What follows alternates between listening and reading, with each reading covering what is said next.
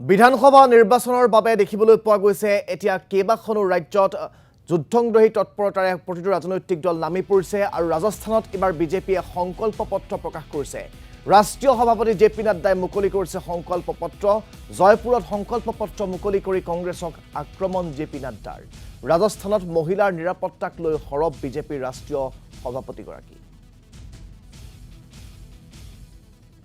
Section का जो Delhi Mumbai expressway का पार्ट है और उसमें 12,000 करोड़ रुपए खर्च हुए हैं।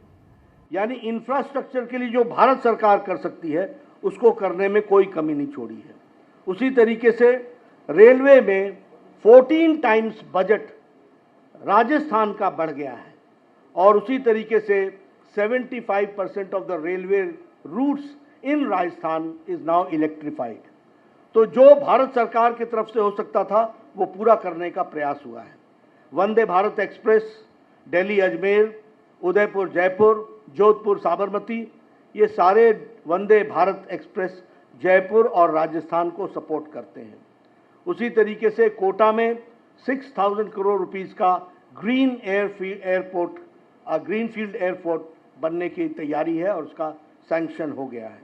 बीकानेर, जैसलमेर और किशनगढ़ एयरपोर्ट्स को ऑपरेशनल कर दिया गया है और जयपुर, अजमेर, कोटा और उदयपुर ये स्मार्ट सिटी के रूप में डेवलप किए जा रहे हैं।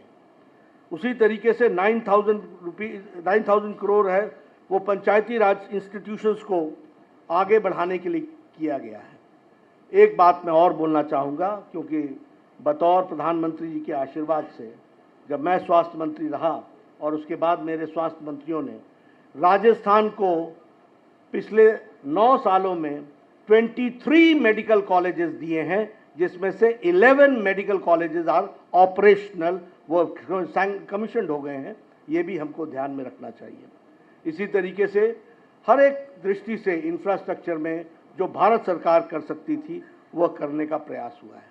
लेकिन हम डबल इंजन की सरकार चाहते हैं और आपके माध्यम से पत्रकार बंधुओं मैं निवेदन करना चाहता हूँ कि ऊपर भारत सरकार मोदी जी के नेतृत्व में चल रही है, लेकिन यहाँ पर जो तुष्टीकरण वाली सरकार है, जो पेपर लीक वाली सरकार है, जो भ्रष्टाचारी सरकार है, जो घोटाले वाली सरकार है, जो महिलाओं का अत्याचार करने वाली सरकार है, उसको हटाना आवश्यक है।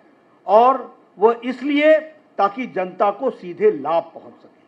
और जब मैं जनता को सीधे लाभ पहुंचाने की बात करता हूं तो मैं ये भी बताना चाहूँगा कि प्रधानमंत्री आवास योजना में जहां हम लोगों ने मोर देन 14 लाख आवास के लिए घर सैंक्शन किए, उसमें मैं आपको ये बताना चाहता हूं कि 9,22,000 परिवारों का नाम शामिल गहलोत सरकार ने नहीं किया है जो पात्र हैं।